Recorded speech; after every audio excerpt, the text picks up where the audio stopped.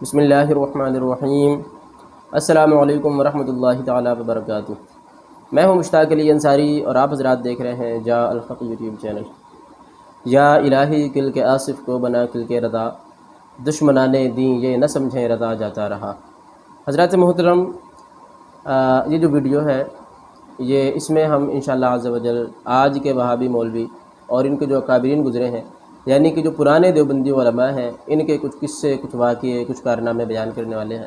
لہذا پہلے ہی میں بیان کر دیتا ہوں کہ اس ویڈیو سے بچے اور خواتین ہماری بہنیں دور رہیں۔ حضرات محترم، مفتی عزیز الرحمان دیوبندی، ان کی ایک ویڈیو وائرل ہوئی جس میں یہ جناب اپنے ایک شاگرد کے ساتھ میں بد فعلی کر رہے ہیں۔ اب حضرات محترم، جن لوگوں کو میری اس بات پہ یقین نہ ہو وہ لوگ جو ہے یوٹیوب پہ سرچ کر سکتے ہیں مفتی عزیز الرحمان وائرل ویڈیو، تو پھر جو ہے وہ ویڈیو آ جائے گی۔ میں یہ نہیں کہتا کہ آپ لوگ اس ویڈیو کو دیکھیں، لیکن جن لوگوں کو یقین نہ ہو وہ جناب جو ہے تصدیق کر سکتے ہیں اس طریقے سے سرچ کر کے۔ حضرات محترم، یہ جو واقعہ ہے اسے ذہن میں رکھیں، اور اس کے بعد میں اکابرین دیوبند کی، یعنی کہ جو دیوبندی بزرگ ہیں، ان کے کچھ واقعے، کچھ کارنامے اور کچھ قصے ان کے میں بیان کرنے والا ہوں ان کی اوتھینٹک کتابوں سے۔ پوری ویڈیو کو آخر تک دیکھیں، انشاءاللہ عز و جل آپ کو کافی کچھ اندازہ ہو جائے گا۔ حضرات محترم، یہ دیکھیں جی، یہ میرے ہاتھ میں کتاب ہے اشرف السوانح۔ اس کے لکھنے والے ہیں عزیز الحسن، اور یہ کتاب چھپی ہوئی ہے مکتبہ تھانوی دیوبند سے، ٹھیک ہے جی۔ یہ اشرف السوانح ہے، یعنی کہ اشرف علی تھانوی نے اپنی زندگی میں جو کام کیے ہیں، جو کارنامے ان کے ہیں، وہ اس کتاب میں درج ہیں، ٹھیک ہے جی۔ یہ اس کتاب کا موضوع ہے۔ اب اس کتاب کی جلد نمبر 2 ہے اور صفحہ نمبر 70 ہے۔ صفحہ نمبر 70 پر عزیز الحسن صاحب نے اپنے شیخ یعنی اشرف علی تھانوی صاحب سے محبت کا اظہار کیا ہے، اور کس انداز میں کیا ہے وہ ذرا ملاحظہ فرما لیں۔ کہتے ہیں، یہ دیکھیں جی، یہ ہیڈنگ لگائی ہوئی ہے صفحہ نمبر 70 پر، جوش محبت کا عجیب اظہار۔ آپ حضرات پڑھ بھی سکتے ہیں، پورا صفحہ کام کا ہے۔ کہتے ہیں، ایک بار عشق محبت کے جوش میں حضرت والا سے بہت جھجھکتے اور شرماتے ہوئے دبی زبان سے عرض کیا کہ حضرت، ایک بہت ہی بیہودہ خیال دل میں بار بار آتا ہے جس کو ظاہر کرتے ہوئے بھی نہایت شرم دامنگیر ہوتی ہے اور جرت نہیں پڑتی، ٹھیک ہے جی۔ حضرت والا اس وقت نماز کے لیے اپنی سیدری سے اٹھ کر مسجد کے اندر تشریف لے جا رہے تھے، یعنی کہ جس وقت نماز کا وقت تھا، جس وقت یہ نماز کے لیے جا رہے تھے اشرف علی تھانوی صاحب، اس وقت عزیز الحسن جو جن کے شیخ ہیں اشرف علی تھانوی صاحب، تو ان کے دل میں بڑا ہی بیہودہ، بڑا گھٹیا، بے شرمی والا خیال آ رہا تھا بار بار، جسے بیان کرتے ہوئے بھی بڑی شرم ان کو آ رہی تھی۔ انہوں نے اپنے شیخ سے کہا کہ حضرت، ایسا گھٹیا، بیہودہ، بے شرمی والا خیال میرے دل میں بار بار آ رہا ہے اس وقت۔ تو پھر جناب جو ہے ہونا کیا چاہیے تھا، اشرف علی تھانوی صاحب کو تنبیہ کرنی چاہیے تھی کہ نماز کے وقت میں بیہودہ خیال تو ویسے بھی دور کیا جاتا ہے، لیکن نماز کے وقت میں جو ہے خاص توجہ کی جاتی ہے اور خیالوں کو دور کیا جاتا ہے، لہذا دور کرو تم، یہ ہونا چاہیے تھا۔ لیکن اشرف علی تھانوی صاحب نے کیا کہا، کہتے ہیں کہ نہایت شرم دامنگیر ہوتی ہے اور جرت نہیں پڑتی۔ حضرت والا اس وقت نماز کے لیے اپنی سیدری سے اٹھ کر مسجد کے اندر تشریف لے جا رہے تھے۔ فرمایا، کہیے کہیے، یعنی کہ جس وقت انہوں نے اظہار کیا کہ جناب جو ہے میرے دل میں خیال آ رہا ہے بار بار جو ہے یہ بیہودہ اور گھٹیا، بے شرمی والا، چونکہ خود بھی بے شرم تھے تو منع نہیں کیا اشرف علی تھانوی نے، اور کہا کہ کہیے کیا خیال ہے، بتائیے ہم کو، یعنی کہ میں اگرچہ نماز کے لیے جا رہا ہوں لیکن نماز بعد میں پڑھیں گے، نماز سے رک گئے، کہا پہلے وہ بے شرمی والا خیال بیان کیجیے۔ اب انہوں نے خیال بیان کیا، کیا خیال بیان کیا؟ کہتے احقر نے غایت شرم سے سر جھکائے ہوئے عرض کیا کہ میرے دل میں بار بار یہ خیال آتا ہے کہ کاش میں عورت ہوتا اور حضور کے نکاح میں ہوتا، ٹھیک ہے جی۔ یہ ہے، اچھا، اس میں صرف خیال کی بات نہیں، اس میں انہوں نے تمنا کی ہے، خواہش کی ہے، کاش میں عورت ہوتا اور میں اشرف علی تھانوی کی بیوی ہوتا، ٹھیک ہے جی۔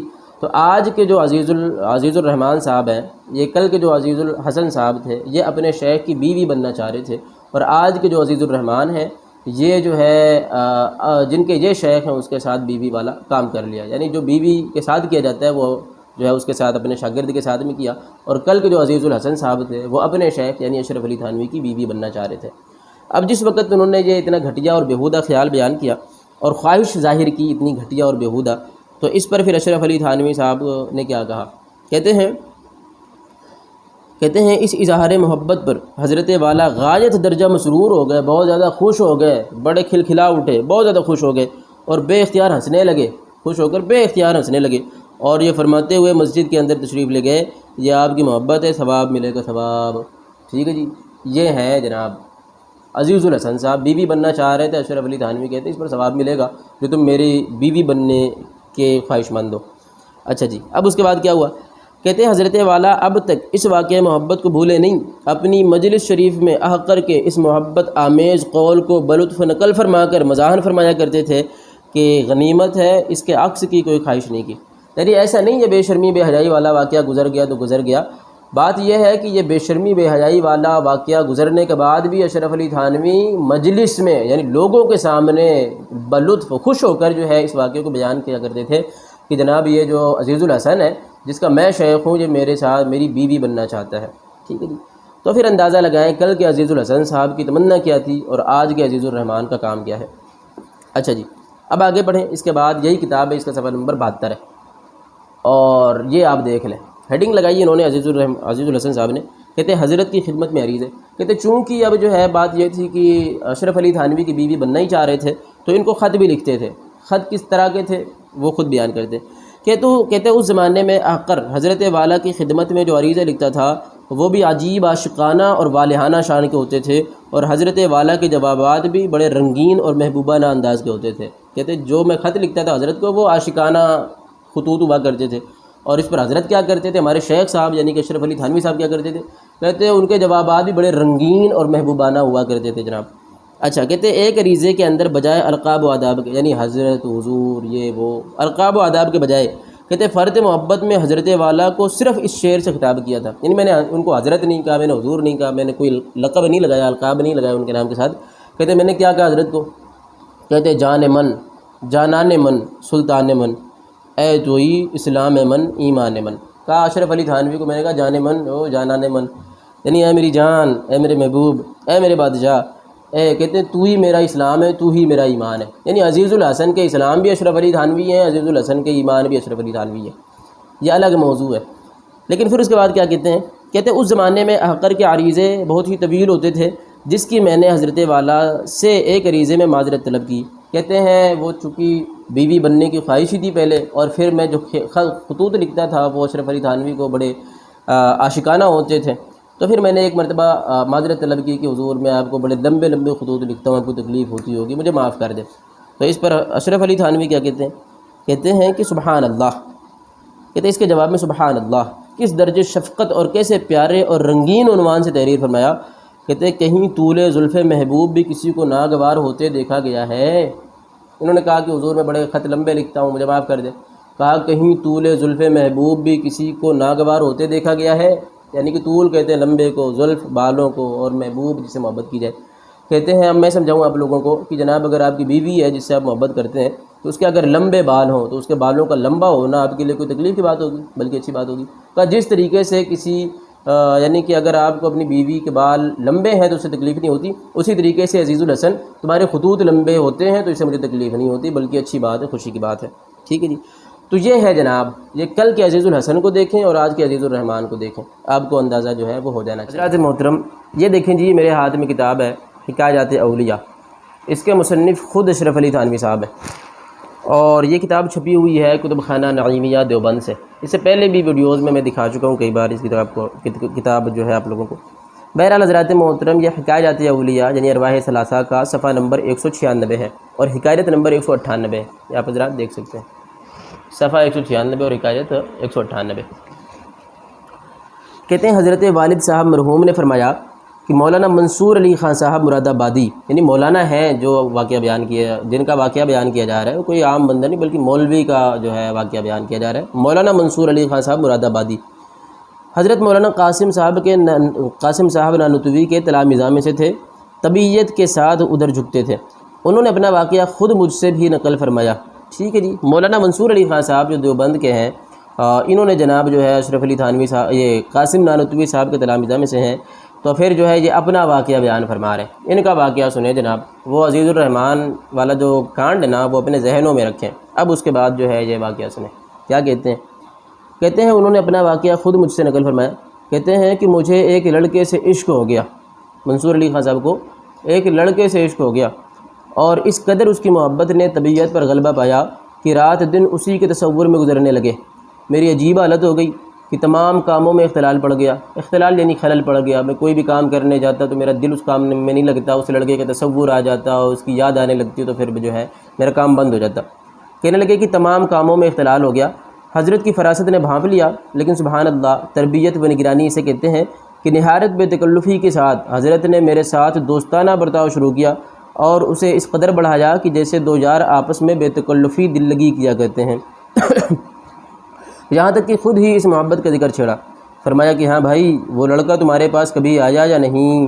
یعنی جس طریقے سے جناب جو ہے کیا نام ہے عزیز الرحمن کے پاس وہ لڑکا آیا نا، عزیز الرحمن نے یہ کانڈ کیا تو پوچھنے لگے، کہنے لگے کہ فرمایا کہ ہاں بھائی، وہ لڑکا تمہارے پاس کبھی آیا بھی یا نہیں؟